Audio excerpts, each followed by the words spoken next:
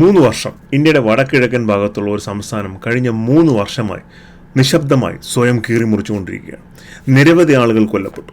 ഏതാണ്ട് 60,000 പേർ ഇന്നും സ്വന്തം വീടുകളില്ലാതെ ദുരിതാശ്വാസ ക്യാമ്പുകളിലാണ് ജീവിക്കുന്നത്. ആഴ്ചകളായല്ല, മാസങ്ങളായല്ല, വർഷങ്ങളായിട്ട്. ഒരു കാലത്ത് ഒരുമിച്ച് ജീവിച്ചിരുന്ന ഗ്രാമങ്ങൾ ഇന്ന് മുള്ളുവേലികൾ കൊണ്ട് രണ്ടായി പിളർന്നിരിക്കുന്നു. സ്വന്തം രാജ്യത്തിനകത്ത് തന്നെ, സ്വന്തം ജനങ്ങൾക്കിടയിൽ തന്നെ സൈന്യം കാവൽ നിൽക്കുന്ന ബഫർ സോണുകൾ രൂപപ്പെട്ടിരിക്കുന്നു. ഇതാണ് മണിപ്പൂർ. മണിപ്പൂരിൻ്റെ കഥ അവസാനിച്ചുവെന്ന് നിങ്ങൾ കരുതുന്നുണ്ടെങ്കിൽ അങ്ങനെയല്ല. ഈ വർഷം ഏപ്രിൽ മാസത്തിൽ അവിടെ വീണ്ടും ആക്രമണം പൊട്ടിപ്പുറപ്പെട്ടിരിക്കുകയാണ്. മണിപ്പൂർ എങ്ങനെയാണ് ഈ അവസ്ഥയിലേക്ക് എത്തിയത്? ആ കഥയിലേക്കാണ് നമ്മളൊന്ന് പോകുന്നത്. Welcome to whiteboard stories.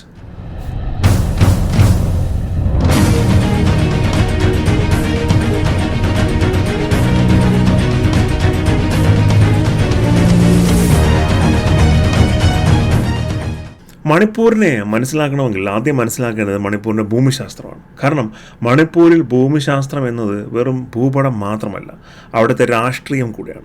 മണിപ്പൂരിൻ്റെ ഭൂപ്രകൃതി ഒരു വലിയ പാത്രം പോലെയാണ്. ഈ പാത്രത്തിൻ്റെ മധ്യഭാഗത്താണ് ഇംഫാൽ താഴ്വര സ്ഥിതി ചെയ്യുന്നത്. സമൃദ്ധമായ കൃഷിഭൂമി, നഗരവികസനം, ഭരണ സംവിധാനങ്ങളെല്ലാം ഈ താഴ്വരയിലാണ്. ഇവിടെ പ്രധാനമായും താമസിക്കുന്നത് മെയ്തേയ് സമൂഹമാണ്. മണിപ്പൂരിലെ ജനസംഖ്യയുടെ ഏതാണ്ട് 60% മെയ്തേയ്കളാണ്. പക്ഷേ അവർ താമസിക്കുന്ന ഭൂമി ഈ സംസ്ഥാനത്തിൻ്റെ 10% മാത്രമേ ഉള്ളൂ. അതേസമയം ഈ താഴ്വരയെ ചുറ്റിപ്പറ്റിയുള്ള മലനിരകളിലാണ് കുക്കി സമൂഹം, നാഗാ സമൂഹം, അങ്ങനെയുള്ള ഗോത്ര സമൂഹങ്ങൾ താമസിക്കുന്നത്. ജനസംഖ്യയിൽ അവർ ന്യൂനപക്ഷമാണെങ്കിലും സംസ്ഥാനത്തിൻ്റെ ഭൂവിസ്തൃതിയുടെ ഏതാണ്ട് 90% ഈ മലപ്രദേശങ്ങളിലാണ്. ഈ അസന്തുലിതാവസ്ഥ ഇന്നും ഇന്നലെയൊന്നും ഉണ്ടായതല്ല. ബ്രിട്ടീഷ് ഭരണകാലം തൊട്ട് തന്നെ രൂപപ്പെട്ടു വന്നതാണ്. സ്വാതന്ത്ര്യത്തിന് ശേഷവും വലിയ മാറ്റമൊന്നുമില്ലാതെ ഇങ്ങനെ കണ്ടിന്യൂ ചെയ്ത് പോകുമായിരുന്നു. മെയ്തേയ്കൾ പ്രധാനമായും ഹിന്ദുക്കളും വൈഷ്ണവ പാരമ്പര്യം തുടരുന്നവരുമാണ്. ജനറൽ വിഭാഗത്തിലാണ് അവരുടെ പരിപാടികൾ. അതായത് ഗോത്രഭൂമികൾക്ക് ലഭിക്കുന്ന അല്ലെങ്കിൽ ഗോത്ര വിഭാഗങ്ങൾക്ക് ലഭിക്കുന്ന പ്രത്യേക പരിഗണനയൊന്നും ഇവർക്ക് കിട്ടില്ല. എന്നാൽ ഭരണത്തിലും രാഷ്ട്രീയത്തിലും ഇംഫാൽ താഴ്വരയുടെ അധികാര കേന്ദ്രങ്ങളിൽ മെയ്തേയ്കൾക്ക് വലിയ സ്വാധീനമുണ്ട്. മറുവശത്ത് മലമ്പ്രദേശങ്ങളിലുള്ള വിഭാഗങ്ങൾക്ക് പട്ടികവർഗ പദവിയിലാണ് അവരുള്ളത്. അതുവഴി അവർക്ക് പല ലീഗൽ റൈറ്റ്സും ഉണ്ട്, സ്പെഷ്യൽ റൈറ്റ്സും ഉണ്ട്. സർക്കാർ ജോലികളിലും നിയമസഭയിലുമൊക്കെ അവർക്ക് സംവരണമുണ്ട്. പതിറ്റാണ്ടുകളോളം ഈ ക്രമീകരണം സംഘർഷരഹിതമല്ലെങ്കിൽ കൂടി ഒരു അഡ്ജസ്റ്റ്മെൻറ്റിലൊക്കെ പോയിട്ടുണ്ടായിരുന്നു. എല്ലാം മാറി മറിഞ്ഞത് 2023 മണിപ്പൂർ ഹൈക്കോടതി മെയ്തേയ് സമൂഹത്തിനും പട്ടികവർഗ പദവി നൽകുന്ന കാര്യം സർക്കാർ പരിഗണിക്കണമെന്ന് ശുപാർശ ചെയ്തു. ഈ ഒരു നീക്കമാണ് വർഷങ്ങളായിട്ട് അവിടെ നിലനിന്ന ഒരു സമവാക്യം തകർത്ത് കളഞ്ഞത്. മലയോര ഗോത്ര സമൂഹങ്ങളുടെ കാഴ്ചപ്പാടിൽ ഇതൊരു നിയമപരമായ മാറ്റം മാത്രമായിരുന്നില്ല. ഇതിനകത്ത് രാഷ്ട്രീയപരമായും ഭരണപരമായും ഗോത്ര സമൂഹത്തിന് വലിയ ഡാമേജ് ഉണ്ടാക്കുന്ന കാര്യങ്ങളുണ്ട് എന്ന് അവർ വിശ്വസിച്ചു. കാരണം ഈ ഗോത്ര പദവി കിട്ടിക്കഴിഞ്ഞാൽ ഗോത്രഭൂമിയിലേക്കുള്ള അവകാശം കിട്ടും എന്നവർ ഭയന്നു. അതായത് മെയ്തേയ് വിഭാഗക്കാർക്ക് ഈ മലയ്ക്ക് ചുറ്റുമുള്ള സ്ഥലങ്ങൾ വാങ്ങാം, അവിടെ അവരുടെ കാര്യങ്ങൾ ചെയ്യാം എന്നുള്ള സിറ്റുവേഷൻ ഉണ്ടാകുമെന്നവർ ചിന്തിച്ചു. ജനസംഖ്യയിലെ ഭൂരിപക്ഷമായിരുന്നിട്ടും സംസ്ഥാനത്തിൻ്റെ 10% താഴെ മാത്രം ഭൂമിയിലാണ് തങ്ങൾക്ക് താമസിക്കാൻ കഴിയുന്നത് എന്നുള്ളതായിരുന്നു മെയ്തേയുടെ അവകാശം. അപ്പോൾ എന്തുകൊണ്ട് പട്ടികവർഗ പദവിയിലൂടെ ലഭിക്കുന്ന ആനുകൂല്യങ്ങൾ നിഷേധിക്കപ്പെടണം എന്നും അവർ പറയുന്നുണ്ടായിരുന്നു. രണ്ടുപേരും പറഞ്ഞത് ഒരേ സംഭവങ്ങളുടെ ഒരു കാര്യത്തിൻ്റെ 2 ആംഗിളുകളായിരുന്നു. ഒരു വിഭാഗത്തിന് അത് നിലനിൽപ്പിൻ്റെ പ്രശ്നമായിരുന്നു, മറ്റൊരു വിഭാഗത്തിന് അത് നീതിയുടെ പ്രശ്നമായിരുന്നു. ഈ സംഘർഷം ഒടുവിൽ പൊട്ടിത്തെറിച്ചത് 2023 മെയ് മാസമായിരുന്നു. ആദ്യം പ്രതിഷേധ റാലികളൊക്കെ ആയിട്ടാണ് കാര്യങ്ങൾ തുടങ്ങിയത്. എന്നാൽ മണിക്കൂറുകൾക്കുള്ളിൽ സ്ഥിതി നിയന്ത്രണാതീതമാവുന്നു. വീടുകൾ കത്തിക്കപ്പെടുന്നു, കൂട്ടം ചേർന്ന് ആക്രമിക്കുന്നു, ആൾക്കാരെ കൊല്ലുന്നു, അങ്ങനെ വലിയ ഡാമേജ് ഉണ്ടാകും. ഏതാനും ദിവസങ്ങൾക്കുള്ളിൽ തന്നെ മുഴുവൻ ജില്ലകളുടെ നിയന്ത്രണം സുരക്ഷാ സേനയുടെ കയ്യിൽ നിന്ന് വിട്ടുപോകുന്ന ഒരു സിറ്റുവേഷൻ ഉണ്ടായിരുന്നു. പക്ഷേ ഏറ്റവും അപകടകരമായ സംഭവം അതിന് ശേഷമാണ് വന്നത്. ആദ്യത്തെ ആഴ്ചകളിൽ തന്നെ പോലീസ് വെപ്പൺ സ്റ്റോർസ് അല്ലെങ്കിൽ വെപ്പൺ വെയർ ഹൗസസ് അറ്റാക്ക് ചെയ്യപ്പെട്ടു. അവിടെയുള്ള തോക്കുകളും ആയുധങ്ങളും കൊള്ളയടിക്കപ്പെട്ടു. ആ ആയുധങ്ങളിൽ പലതും ഇന്നും തിരിച്ചെത്തിയിട്ടില്ല. അവ ഇപ്പോഴും വിവിധ സായുധ ഗ്രൂപ്പുകളുടെ കയ്യിലുണ്ട്. അതുകൊണ്ട് തന്നെ 2023 തീ അണഞ്ഞിട്ടും മണിപ്പൂരിലെ ആക്രമണം അല്ലെങ്കിൽ ആ ഒരു സ്ഥിതി മാറാത്തതിൻ്റെ പ്രധാന കാരണവും അത് തന്നെയാണ്. എന്താണ് പോപ്പി കൃഷി? ഇവിടെയാണ് കഥ കൂടുതൽ സങ്കീർണമാകുന്നത്. അതിന് പ്രധാനമായി ഏറ്റവും കൂടുതൽ തർക്കങ്ങൾ നടക്കുന്നതും ഈ ഭാഗവുമായി ബന്ധപ്പെട്ട് തന്നെയാണ്. മണിപ്പൂരിലെ മലനിരകൾ ലോകത്തിലെ ഏറ്റവും വലിയ ഓപ്പിയം മയക്കുമരുന്ന് ഉൽപ്പാദന മേഖലകളിലൊന്നായ ഗോൾഡൻ ട്രയാങ്കിളിൻ്റെ ഭാഗമാണ്.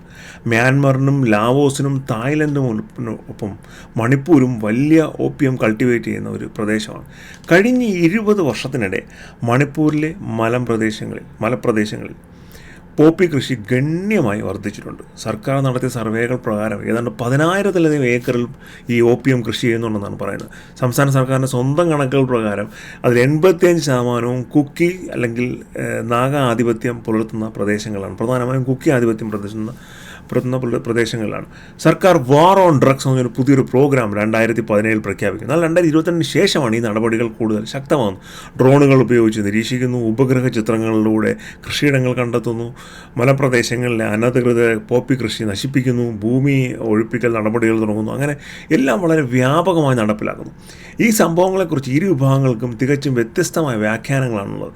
മെയ്തേ സംഘടനകളുടെ വാദം ഇത് പോപ്പി കൃഷിയുടെ വിഷയം മാത്രമല്ല, സർക്കാരുമായി സസ്പെൻഷൻ ഓഫ് ഓപ്പറേഷൻസ് എന്ന പേരിൽ വെടിനിർത്തൽ കരാർ ഉൾപ്പെട്ടിരിക്കുന്ന ചില കുക്കി സായുധ സംഘങ്ങൾ പോപ്പി കൃഷിയിൽ നിന്നുള്ള വരുമാനം ഉപയോഗിച്ചാണ് ആയുധങ്ങൾ വാങ്ങുന്നതും തങ്ങളുടെ സായുധ ശക്തി വർദ്ധിപ്പിക്കുന്നതെന്നായിരുന്നു അവരുടെ ആരോപണം.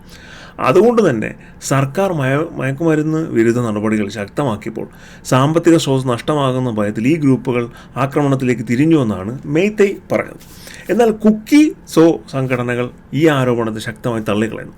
അവരുടെ അഭിപ്രായത്തിൽ ഈ മൗണ്ടൻ ഏരിയാസിലുള്ള പോപ്പി കൃഷി എന്ന് പറഞ്ഞാൽ വലിയൊരു പങ്കും വൻ മയക്കുമരുന്ന് കാർട്ടലുകൾ നടത്തുന്ന വ്യവസായമല്ല, മറിച്ച് മറ്റൊരു ഉപജീവന മാർഗവുമില്ലാത്ത ദരിദ്ര കർഷകർ ജീവിച്ചിരിക്കാൻ ചെയ്യുന്ന ചെറുകിട കൃഷി മാത്രമാണ്.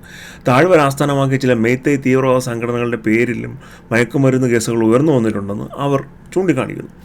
അതിനാൽ നാർക്കോ ടെററിസ്റ്റ് എന്നൊരു മുദ്ര ഒരു പ്രത്യേക സമൂഹത്തെ മാത്രം ലക്ഷ്യമിട്ട് ഉപയോഗിക്കുന്നത് തെറ്റാണെന്നും അവർ പറയുന്നു. യഥാർത്ഥ മയക്കുമരുന്ന് കാർട്ടലുകളെ അതിന് പിന്നിലുള്ള സാമ്പത്തിക ശൃംഖലകളെ നേരിടുന്നതിന് പകരം കുക്കി വിഭാഗത്തിന് നേരെ സർക്കാരിൽ ഫുൾ എഫേർട്ട് ഫോക്കസ് ചെയ്യുന്നത് തെറ്റാണെന്ന് അവർ പറയുന്നു. ശരിക്കും ഈ 2024 കുക്കി സായുധ സംഘങ്ങളുടെ ഒരു കൂട്ടായ്മ സംയുക്ത പ്രസ്താവനയോടെ പുറത്തിറക്കി. മണിപ്പൂരിൽ നിന്നും പോപ്പി കൃഷി പൂർണ്ണമായും ഇല്ലാതാക്കാൻ സർക്കാരിന് എന്ത് സഹായം വേണമെങ്കിലും ചെയ്യാമെന്ന് അവർ പ്രഖ്യാപിക്കുന്നു. അപ്പോൾ ശരിക്കും സത്യം എന്താണ്? സത്യം ശരിക്കും ഇതാണ്: മയക്കുമരുന്ന് സമ്പദ് വ്യവസ്ഥ യഥാർത്ഥത്തിൽ അവിടെ നിലവിലുണ്ട്. ഗോൾഡൻ ട്രയാങ്കിളിൻ്റെ ഭാഗമാണ് മണിപ്പൂർ. ഇത് വളരെ വലുതുമാണ്. ആ പണം വിവിധ സായുധ ഗ്രൂപ്പുകളിൽ പല പക്ഷങ്ങളിലേക്കും ഏതെങ്കിലും അളവിലൊക്കെ എത്താനുള്ള സാധ്യതയുമുണ്ട്. എന്നാൽ മണിപ്പൂരിൽ ഈ സംഘർഷത്തെയും ഒരു സമൂഹത്തിൻ്റെ മയക്കുമരുന്ന് വ്യാപാരത്തിലേക്ക് മാത്രം ചുരുക്കി വിശദീകരിക്കാൻ കഴിയില്ല. കാരണം ഈ സംഘർഷത്തിൻ്റെ കാതൽ ഇപ്പോഴും ഭൂമിയെക്കുറിച്ചുള്ള അവകാശവും രാഷ്ട്രീയമായ അധികാരവും തന്നെയാണ്. മയക്കുമരുന്ന് എന്നുള്ളത് ആ സംഘർഷത്തിനൊരു മുകളിലായി ചേർന്ന മറ്റൊരു ലെയർ, സർഫസ് ലെയർ മാത്രമാണ്. അതിനും അപ്പുറമുള്ള ഇമ്പോർട്ടൻസ് മയക്കുമരുന്നിലേക്ക് വരുന്നത് ഈ മണി അവിടെ നിന്നും ഒഴുകി ബാക്കിയുള്ള സ്ഥലങ്ങളിലേക്ക് എത്തുന്നതാണ്. എങ്ങനെയാണ് കേന്ദ്ര സർക്കാർ ഇതിനെതിരെ പ്രതികരിച്ചത്? ഈ സംഭവം ഉണ്ടായപ്പോൾ ഇത്ര വലിയ പ്രതിസന്ധിക്കിടയിലും കേന്ദ്ര സർക്കാർ പ്രധാനമായും ചെയ്ത കാര്യങ്ങൾ, ആദ്യ മാസങ്ങളിൽ സർക്കാരിൻ്റെ പ്രതികരണം ഒരു അടിയന്തര സാഹചര്യം നിയന്ത്രിക്കുന്ന രീതിയിലായിരുന്നു. സൈന്യത്തെയും അതുപോലെ തന്നെ അർദ്ധ സൈനിക വിഭാഗങ്ങളെയും മണിപ്പൂരിൽ വിന്യസിക്കുന്നു. സംസ്ഥാനത്തിൻ്റെ പല ഭാഗത്തും കർഫ്യൂ പ്രഖ്യാപിക്കുന്നു. ഇൻ്റർനെറ്റ് സേവനങ്ങൾ ദീർഘകാലമായി നിർത്തിവെക്കുന്നു. പരസ്പരം ഏറ്റുമുട്ടുന്ന വിഭാഗങ്ങളെ വേർതിരിക്കാൻ സൈന്യത്തിൻ്റെ നിയന്ത്രണത്തിലുള്ള ബഫർ സോണുകൾ രൂപീകരിക്കുന്നു. അവയിൽ ചിലത് ഇപ്പോഴും ഈ കറണ്ടിലും ബഫർ സോൺ ഇപ്പോഴും അവിടെ ഉണ്ട്. എന്നാൽ സുരക്ഷാ നടപടികളേക്കാൾ വലിയ രാഷ്ട്രീയ മാറ്റം സംഭവിച്ച 2025 അന്ന് ഫെബ്രുവരി മാസം മണിപ്പൂരിൻ്റെ മുഖ്യമന്ത്രിയായിരുന്ന ബിരേൻ സിംഗ് രാജിവെക്കുന്നു. ഈ രാജിക്ക് പിന്നിൽ നിരവധി കാരണങ്ങളുണ്ടായിരുന്നു. ഏകദേശം 2 വർഷത്തോളമായി കുക്കി സംഘടനകൾ അദ്ദേഹത്തിനെതിരെ ഗുരുതരമായ ആരോപണങ്ങൾ ഉന്നയിച്ചിരുന്നു. മെയ്തേ സമൂഹത്തിനോട് അനുകൂലമായ നിലപാടാണ് സർക്കാർ സ്വീകരിച്ചതെന്നും 2023 ആക്രമണം പൊട്ടിപ്പുറപ്പെട്ടപ്പോൾ അത് തടയുന്ന സർക്കാർ പരാജയമായിരുന്നുവെന്നും അവർ പറഞ്ഞു. പിന്നീട് പുറത്തു വന്ന ചില ശബ്ദരേഖകളും ഈ രാഷ്ട്രീയ വിവാദത്തിന് വലിയ കാരണമായി. ആ ഓഡിയോ റെക്കോർഡിങ്ങൾ ഫോറൻസിക് പരിശോധനയ്ക്ക് അയക്കുകയും ചെയ്തിരുന്നു. അതോടെ മുഖ്യമന്ത്രിക്കെതിരായ രാഷ്ട്രീയ സമ്മർദ്ദം അതിഭയങ്കരമായി. രാജിക്ക് ശേഷം ഭരണകക്ഷിക്കുള്ളിൽ പുതിയ മുഖ്യമന്ത്രിയെക്കുറിച്ച് പല ചർച്ചകളുണ്ടായെങ്കിലും ഒരു ധാരണ എത്താനായി സാധിച്ചില്ല. അവസാനം കേന്ദ്ര സർക്കാർ ഭരണഘടനയിലെ വ്യവസ്ഥകൾ ഉപയോഗിച്ച് പ്രസിഡന്റ് റൂൾ പ്രഖ്യാപിക്കുന്നു മണിപ്പൂരിൽ. അതോടെ മണിപ്പൂർ 1 വർഷത്തേക്ക് നേരിട്ട് കേന്ദ്ര സർക്കാരിൻ്റെ ഭരണത്തിൻ്റെ കീഴിലായി. ഏതാണ്ട് 1 വർഷത്തിന് ശേഷം 2026 ഫെബ്രുവരിയുടെ തുടക്കത്തിൽ നേരിട്ടുള്ള കേന്ദ്രഭരണം അവസാനിക്കുന്നു. മണിപ്പൂരിന് പുതിയ മുഖ്യമന്ത്രിയായി യുനം ഖേചന്ദ് സിംഗ് സത്യപ്രതിജ്ഞ ചെയ്യുന്നു. അദ്ദേഹത്തിനോടൊപ്പം 2 ഉപമുഖ്യമന്ത്രിമാരും സത്യപ്രതിജ്ഞ ചെയ്യുന്നു. അവരിൽ ഒരാൾ ഈ മലപ്രദേശങ്ങളിൽ നിന്നുള്ള രാഷ്ട്രീയ പാർട്ടിയിൽ നിന്നുള്ള ആളായിരുന്നു. ദീർഘകാലമായി വിഭജിക്കപ്പെട്ടിരുന്ന സമൂഹങ്ങൾക്കിടയിൽ ഒരു രാഷ്ട്രീയ സന്തുലിതാവസ്ഥ സൃഷ്ടിക്കാനുള്ള ഒരു പ്രതീകാത്മകമായ എഫേർട്ടായിരുന്നു ഉപമുഖ്യമന്ത്രിമാരും പുതിയ മന്ത്രിസഭയും കാര്യങ്ങളും എല്ലാം തന്നെ. എന്നാൽ സർക്കാർ മാറുന്നത് കൊണ്ട് മാത്രം ഈ പ്രശ്നങ്ങൾ അവസാനിക്കില്ലല്ലോ. ഇതിനൊപ്പം തന്നെ കേന്ദ്ര സർക്കാർ സമാധാന ചർച്ചകൾക്കും കൂടുതൽ പ്രാധാന്യം നൽകുന്നുണ്ടായിരുന്നു. വിവിധ വിഭാഗങ്ങൾക്കിടയിൽ വിശ്വാസം പുനഃസ്ഥാപിക്കാനുള്ള നടപടികളും അവർ ആരംഭിച്ചു. കുക്കി സായുധ സംഘങ്ങളുമായി നിലവിലുണ്ടായിരുന്ന സസ്പെൻഷൻ ഓഫ് ഓപ്പറേഷൻസ് കരാറുകൾ പല ബുദ്ധിമുട്ടുകളും ഉണ്ടായിരുന്നുവെങ്കിലും തുടർന്നു കൊണ്ടുപോകാൻ തന്നെ തീരുമാനിക്കുന്നു. ആക്രമണത്തിൽ വീടുകൾ നഷ്ടപ്പെട്ടവരുടെ പുനരധിവാസത്തിനായിട്ട് സാമ്പത്തിക സഹായം നൽകാമെന്ന് കേന്ദ്ര സർക്കാർ ആവർത്തിച്ച് പ്രഖ്യാപിക്കുന്നു. ഈ ശ്രമങ്ങളിൽ ചില പുരോഗതികൾ ഉണ്ടായിട്ടുണ്ട് എന്നുള്ളത് സത്യമാണ്. എന്നാൽ പക്ഷേ പുരോഗതിയുടെ പേസ് വളരെ ഒച്ചടയുന്ന വേഗത്തിലാണ്. അതിലുപരി എല്ലാ മേഖലകളിലും ഒരുപോലെ മുന്നോട്ടം ഉണ്ടായെന്ന് നമുക്ക് പറയാനും സാധിക്കുകയില്ല. കാരണം ഈ വർഷം ഏതാണ്ട് 58,000 ആളുകൾ, 60,000 ആളുകൾ ഈ ദുരിതാശ്വാസ ക്യാമ്പിലാണ്. അവർക്ക് വീടുകളിലേക്ക് എപ്പോൾ മടങ്ങിപ്പോകാൻ പറ്റുമെന്നതിന് ഇന്നും കൃത്യമായ ഒരു സമയപരിധിയോ ഉത്തരമോ ഒന്നും തന്നെ ആരും പറയുന്നില്ല. സമാധാനം സ്ഥാപിക്കാനുള്ള ശ്രമങ്ങൾ തുടർന്നുകൊണ്ടേയിരിക്കുന്നു. പക്ഷേ 10,000-കണക്കിന് ആൾക്കാരുടെ ജീവിതം ഇപ്പോഴും യുദ്ധം അവസാനിക്കാത്തതുപോലെ ഒരു എമർജൻസി സോണിലാണ് മുന്നോട്ട് പോകുന്നത്. ശരിക്കും മണിപ്പൂർ ശാന്തമായോ? 2023 ഭീകരമായ ആക്രമണങ്ങളുമായി താരതമ്യം ചെയ്യുമ്പോൾ മണിപ്പൂർ ഇപ്പോൾ ശാന്തമാണ്, ഒരു പരിധിവരെ എങ്കിൽ കൂടി.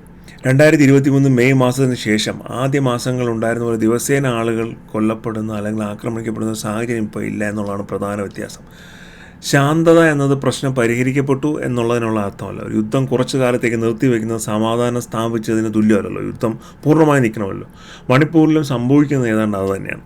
പുറത്തുനിന്ന് നോക്കുമ്പോൾ സ്ഥിതി നിയന്ത്രണത്തിലാണ് അല്ലെങ്കിൽ കൺട്രോളിലാണ് നമുക്ക് തോന്നും. എന്നാൽ അടിയിലും ഇപ്പോഴും ഭയമുണ്ട്, അവിശ്വാസമുണ്ട്, വേർതിരിവുണ്ട് ജനങ്ങൾക്കിടയിൽ. 2026 ഏപ്രിൽ പുതിയ സർക്കാർ അധികാരത്തിലെത്തി ഏതാണ്ട് 2 മാസം കഴിഞ്ഞപ്പോൾ മണിപ്പൂരിൽ പുതിയ ഒരു ആക്രമണം വീണ്ടും പൊട്ടിപ്പുറപ്പെട്ടു. ബിഷ്ണുപൂർ ജില്ലയിൽ 2 മെയ്തേ കുട്ടികൾ കൊല്ലപ്പെട്ട സംഭവമാണ് ഇതിന് തുടക്കമായത്. പുതിയ സർക്കാരിൻ്റെ കാലത്തുണ്ടായിട്ടുള്ള ഏറ്റവും വലിയ സുരക്ഷാ വെല്ലുവിളികളിലൊന്നായി അല്ലെങ്കിൽ വീഴ്ചകളിലൊന്നായി ഇത് മാറുന്നു. സംഭവത്തിന് വലിയ പ്രതിഷേധങ്ങൾ ആരംഭിക്കുന്നു. റോഡും ഉപരോധങ്ങളും ഒക്കെ മുടക്കുന്നു. റോഡ് ഉപരോധങ്ങളൊക്കെ നടക്കുന്നു. വീണ്ടും ഏറ്റുമുട്ടലുകൾ ഉണ്ടാകുന്നു. ഓരോ വിഭാഗത്തിനും സംഭവത്തിന് ഉണ്ടാകുമ്പോൾ മറ്റേ വിഭാഗത്തിന് കുറ്റം പറയും. അതേസമയം സോഷ്യൽ മീഡിയയിലൂടെ തെറ്റായ വിവരങ്ങളും അഭിമുഖങ്ങളും ഒക്കെ പരക്കുന്നു. പ്രശ്നത്തിന് ഏറ്റവും അപകടകരമായ ഭാഗങ്ങൾ ഒന്നാണത്. അതായത് വീഡിയോസ് കണ്ടു കഴിഞ്ഞാൽ ആൾക്കാർക്ക് മനസ്സിലാവാത്തല്ലോ എന്ത് ആണ് ഇല്ലയാണെന്നുള്ളത്. ഇത് ഒരു ഇമോഷൻ ആളിക്കത്തിക്കാനായിട്ട് സാധിക്കും. അതേസമയം മലമ്പ്രദേശങ്ങളിൽ കുക്കി നാഗ് വിഭാഗങ്ങൾക്കിടയിലും പ്രത്യേക സംഘർഷങ്ങൾ റിപ്പോർട്ട് ചെയ്യപ്പെടുന്നു. അവർക്കിടയിൽ തന്നെ ഫൈറ്റ്, ഈ ഗോത്ര വിഭാഗങ്ങൾക്കിടയിൽ. ഇതിലൂടെ യഥാർത്ഥം എന്ന് പറഞ്ഞു കഴിഞ്ഞാൽ മണിപ്പൂർ സംഘർഷം വെറും 2 വിഭാഗങ്ങൾ തമ്മിലുള്ള യുദ്ധമല്ല. ഇത് 3 വിഭാഗങ്ങളാണ്. നാഗ, കൊക്കി, മെയ്തേ. അവരുടെ ഭൂമിശാസ്ത്രപരമായും കൾച്ചറലും ഒക്കെ ആയിട്ടുള്ള ഒരു എവല്യൂഷണറി ട്രെയ്റ്റിൻ്റെ ഭാഗമായിട്ട് അവർക്കുണ്ടാകുന്ന സംഘടനകൾ നമ്മൾ പുതിയ ലോകത്തിൽ കാണുന്നു എന്നുള്ളതാണ്. ഇത് പ്രധാനമായൊരു ക്ഷീണം കൊണ്ടാണ് ഈ അടുത്തിടെ ആക്രമണങ്ങൾ ഉണ്ടാകാത്തത്. പിന്നെ സുരക്ഷാ സേനയുടെ സാന്നിധ്യവും അതിലും പ്രധാനമായ സമൂഹങ്ങൾ തമ്മിലുള്ള ഒരു ഭൗതികമായ വേർതിരിവ്. ഇന്നും പല മേഖലകളിലും മെയ്തേ, കുക്കി സമൂഹങ്ങൾ ഒരുമിച്ച് ജീവിക്കുന്നില്ല. അവർ വ്യത്യസ്ത പ്രദേശങ്ങളിലായാണ് താമസിക്കുന്നത്. ഒരിക്കലുണ്ടായിരുന്ന സാമൂഹിക ബന്ധങ്ങൾ അല്ലെങ്കിൽ അടിത്തറകൾ ഇന്ന് തകർന്നിരിക്കുന്നു. ഇതിനിടയിൽ തൊട്ടപ്പുറത്ത് ചൈനയുടെ റോൾ എന്താണ്? ഇപ്പോൾ ലഭ്യമായ പൊതുവിവരങ്ങൾ പ്രകാരം ചൈന നേരിട്ട് മണിപ്പൂർ സംഘർഷത്തിൽ ഏതെങ്കിലും ഒരു വിഭാഗത്തിന് പണം നൽകുകയോ അല്ലെങ്കിൽ ആയുധങ്ങൾ എത്തിക്കുകയോ ചെയ്തു എന്നുള്ളതിന് ശക്തമായ തെളിവുകളൊന്നുമില്ല. പക്ഷേ യാഥാർത്ഥ്യമായ മറ്റൊരു കാരണമുണ്ട്. മണിപ്പൂരിന് മ്യാൻമാറുമായി ദീർഘകാലമായി നിയന്ത്രിക്കാൻ ബുദ്ധിമുട്ടുള്ള ഒരു അതിർത്തിയുണ്ട്. 2021 സൈനിക അട്ടിമറിക്ക് ശേഷം മ്യാൻമാർ സ്വന്തം ആഭ്യന്തര യുദ്ധത്തിൽ സിവിൽ വാറിൽ ആകെ തകർന്നു കിടക്കുകയാണ്. അവിടെയുള്ള അസ്ഥിരതയുടെ പ്രത്യാഘാതങ്ങൾ അതിർത്തി കടന്ന് മണിപ്പൂരിലേക്കും എത്തും. മെയ്തേ വിഭാഗത്തിലും കുക്കി വിഭാഗത്തിലും ഉൾപ്പെട്ട ചില സായുധ ഗ്രൂപ്പുകൾക്ക് മ്യാൻമാറിലെ സായുധ സംഘടനകളുമായി ബന്ധമുണ്ട് എന്നുള്ള റിപ്പോർട്ടുകൾ പുറത്തു വരുന്നുണ്ട്. ചിലപ്പോൾ അവർ അവിടെയുള്ള സംഘർഷങ്ങളിൽ പങ്കെടുത്തിട്ടുമുണ്ട്. ചിലപ്പോൾ അതിർത്തി കടന്നുള്ള അനധികൃത ശൃംഖലകളിലൂടെ ആയുധങ്ങൾ ലഭിച്ചതായുള്ള ആരോപണങ്ങളുണ്ട്. ഇന്ത്യൻ സുരക്ഷാ ഉദ്യോഗസ്ഥർ പലവട്ടം ചൂണ്ടിക്കാണിച്ചിട്ടുള്ളൊരു കാര്യമുണ്ട്. മ്യാൻമാർ അതിർത്തിയിലൂടെ വരുന്ന ആയുധ പ്രവാഹം മണിപ്പൂർ സംഘർഷണത്തിൻ്റെ സ്വഭാവം തന്നെ മാറ്റിയെന്നാണ് അവർ പറഞ്ഞത്. അപ്പോൾ ചൈനയുടെ പങ്ക് എവിടെയാണ്? ചൈനയുടെ പങ്ക് നേരിട്ടുള്ളതല്ല, പക്ഷെ തന്ത്രപരമാണ്. മ്യാൻമാറിൽ ചൈനയ്ക്ക് വലിയ സാമ്പത്തികവും രാഷ്ട്രീയപരമായ താല്പര്യങ്ങളുണ്ട്. ഇന്ത്യയുടെ കൺട്രോളിൽ മ്യാൻമാർ വരാതെ വ്യാപാര ഇടനാഴികൾ, തുറമുഖങ്ങൾ, അടിസ്ഥാന സൗകര്യ നിക്ഷേപങ്ങൾ, അങ്ങനെ വലിയ രീതിയിലുള്ള ഇൻവെസ്റ്റ്മെൻറ്റ് ചൈന അവിടെ നടത്തുന്നുണ്ട്. പ്രത്യേകിച്ചും മ്യാൻമാറിൻ്റെ വടക്കൻ മേഖലകളിൽ, കാച്ചിൻ പ്രദേശങ്ങൾ ഒക്കെയുള്ളത് ചൈനയ്ക്ക് ദീർഘകാലമായിട്ടുള്ള ഒരു നെഗോഷിയേഷൻ കേപ്പബിലിറ്റി ഉള്ള റീജിയനാണ്. ഇന്ത്യ ഈ സാഹചര്യം കാണുന്നത് സ്വന്തം ചൈന ബന്ധത്തിൻ്റെ ഒരു വലിയ പശ്ചാത്തലത്തിൽ കൂടെയാണ്. കാരണം ഇന്ത്യയുടെ വടക്ക് കിഴക്കൻ മേഖല, പ്രത്യേകിച്ച് മണിപ്പൂർ, ചൈനയുമായുള്ള വലിയ ഭൗമരാഷ്ട്രീയ മത്സരത്തിൻ്റെ ഭാഗമാണ്. അതിനാൽ അസ്ഥിരമായി നിയന്ത്രിക്കാൻ കഴിയാത്തൊരു മണിപ്പൂർ ഇന്ത്യയുടെ കിഴക്കൻ അതിർത്തിയിൽ ഒരു വലിയ സുരക്ഷാ വെല്ലുവിളിയാണ്. പ്രത്യേകിച്ചും ചൈന മ്യാൻമാറിലും വിശാലമായ മേഖലകളിലും തൻ്റെ സ്വാധീനം വർദ്ധിപ്പിക്കുന്ന ഈ സമയത്ത്. അതാണ് ചൈനയുടെ ആംഗിൾ എന്ന് നമുക്കറിയാവുന്നുള്ള ഈ സമയത്ത് നമ്മൾ വളരെ കെയർഫുള്ളായിട്ട് ഇരിക്കേണ്ടതാണ്. ഇന്ത്യക്ക് തികച്ചും ആശങ്കയുണ്ടാക്കുന്ന ഒരു സാഹചര്യമാണ്. എന്താണ് ഇനി മണിപ്പൂരിൻ്റെ ഭാവി? 3 കാര്യങ്ങളാണ് അതിനെ പ്രധാനമായും നിർണ്ണയിക്കുന്നത്. ഒന്നാമതായി, ഡൽഹിക്കും പുതിയ സംസ്ഥാന സർക്കാരിനും നിലവിലെ ശാന്തമായ അവസ്ഥയെ ഒരു രാഷ്ട്രീയ പരിഹാരമായി മാറ്റാൻ സാധിക്കുമോ എന്നുള്ളതാണ്. വെറും കൂടുതൽ സൈന്യത്തെയും പോലീസിനെയും വിന്യസിച്ചതുകൊണ്ട് മാത്രം ഈ പ്രശ്നം തീരില്ല. ഞാൻ നേരത്തെ പറഞ്ഞ ഒരു ഫ്രോസൺ സിറ്റുവേഷനിൽ നിൽക്കുന്നതുകൊണ്ട് ഇറ്റ് ഈസ് നോട്ട് എൻഡിങ്. ഭൂമിയുടെ അവകാശം, മലപ്രദേശങ്ങളിൽ നിന്നുള്ള ഭരണമായ സ്വയംഭരണം, വീടുകളിൽ നഷ്ടപ്പെട്ടവർക്കുള്ള തിരിച്ച് അവർ വീടുകളിലെത്തിക്കുന്നത്, അങ്ങനെ അടിസ്ഥാനപരമായും ഭരണപരമായും പരിഹരിക്കേണ്ട ഒരുപാട് കാര്യങ്ങളുണ്ട്. രണ്ടാമത്, മ്യാൻമാറിലെ ആഭ്യന്തര യുദ്ധം എങ്ങനെയാണ് മുന്നോട്ട് പോകുന്നത് എന്നതാണ്. അവിടെ അസ്ഥിരത തുടരുന്നിടത്തോളം ആയുധങ്ങളും ആളുകളും അനധികൃത ശൃംഖലകളും മണിപ്പൂരിലേക്ക് അതിർത്തി കടന്ന് വരാനുള്ള സാധ്യതയുണ്ട്. മൂന്നാമത്, മെയ്തേയ്, കുക്കി, നാഗ വിഭാഗങ്ങൾക്കിടയിലെ വിശ്വാസം വീണ്ടും പുനർനിർമ്മിക്കാൻ കഴിയുമോ എന്നുള്ളതാണ്. അതൊരു 5-10 വർഷം കൊണ്ട് നടക്കുമെന്ന് എനിക്ക് തോന്നുന്നില്ല. അതൊരു നീണ്ട കാലത്തെ എഫേർട്ടാണ്. ജനങ്ങളുടെ മനസ്സിലുള്ള ഭയം മാറിയാൽ മാത്രമേ സമാധാനം ഉണ്ടാകുകയുള്ളൂ. മണിപ്പൂർ ഒരു അടച്ചു പൂട്ടിയ അധ്യായമല്ല. ഇത് വെറും ശബ്ദം കുറഞ്ഞ ഒരു ഫ്രോസൺ ആയ സംഘർഷമാണ്. ആധുനിക ഇന്ത്യ മനസ്സിലാക്കണമെങ്കിൽ ഡൽഹി, മുംബൈ മാത്രം നോക്കിയാൽ മതിയാകില്ല. മണിപ്പൂർ പോലുള്ള പ്രദേശങ്ങളെയും നോക്കണം. കാരണം അവിടെയാണ് ചരിത്രത്തിൻ്റെയും പഴയ മുറിവുകളും തിരിച്ചറിയലിൻ്റെ രാഷ്ട്രീയവും ഭൂമിയുടെ അവകാശവും പ്രാദേശിക ഭൗമരാഷ്ട്രീയവാദവും ഒരുമിച്ച് കൂട്ടിയിണഞ്ഞു കിടക്കുന്നത്. ഇതുപോലുള്ള ആഴത്തിലുള്ള വിശകലനങ്ങളാണ് നിങ്ങൾക്ക് കാണാൻ ആഗ്രഹിക്കുന്നതെങ്കിൽ ചാനൽ സബ്സ്ക്രൈബ് ചെയ്യുക, വീഡിയോ ലൈക്ക് ചെയ്യുക. മറ്റൊരു വീഡിയോ ആയിരിക്കും.